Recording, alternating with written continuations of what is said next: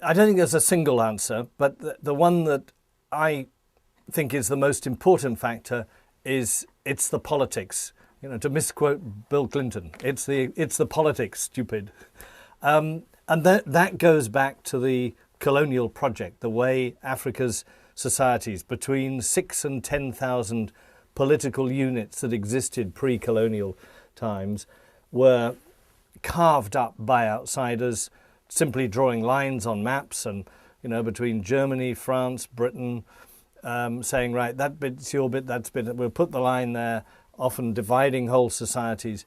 And these states have got, Nigeria, for example, 400 languages, 400 separate languages and counting. I mean, that's what we're talking about. Maybe as many or more centres of old political power. So it's the overlay of these new states on old societies. And states that had, those societies had no part in their creation at all. They were just created and then handed over to them suddenly in the 1950s and 60s. You're independent now, off you go. And to think you can create a nation state like that was always madness. So it is the evolution of those societies that I think is it'll take a lot of time. It'll take generations for those nation states to create the sort of feeling of citizenship that Americans have or British people have. And so I just don't think, I think that's the core of the failure of development. Lots of countries going along nicely, suddenly huge political upheaval, maybe even civil war, all destroyed. Everybody flees, the money shifts out.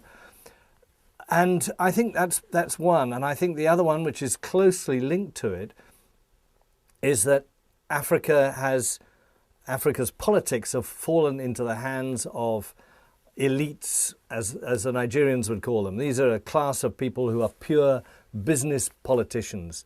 And business and politics go together in Africa. You cannot stand as a poor man. I came across a wonderful example the other day from Kenya, where a man who cycled around on a bicycle was trying to get himself elected, and the people just laughed at him and they say, "You've only got a bicycle. What can you do for us? We need a big man with a big car with money.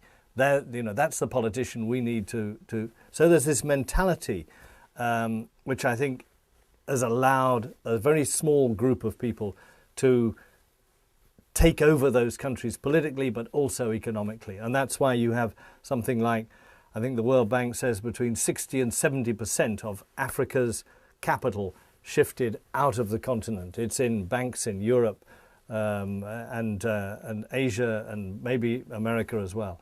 But these people just do what the colonialists did, which was suck the wealth out and shift it overseas. And until that changes, that is, until there's a new generation or even a revolution that actually takes power back to African people, I think those problems, that lack of development, will continue. The answer has been, well, why should we invest in Africa as outsiders if the rich Africans don't invest in Africa? And that's been the case up until now. But I think it's changing. I think there is African capital flowing back into Africa, not just from remittances from African diasporas living overseas. I mean, 20 billion a year until recently. Not sure which way it's going to go now. But also some of the big men who are very, very rich men indeed are beginning to say, actually, maybe I can invest in Nigeria and do better than I can by investing in New York or in Switzerland or somewhere like that.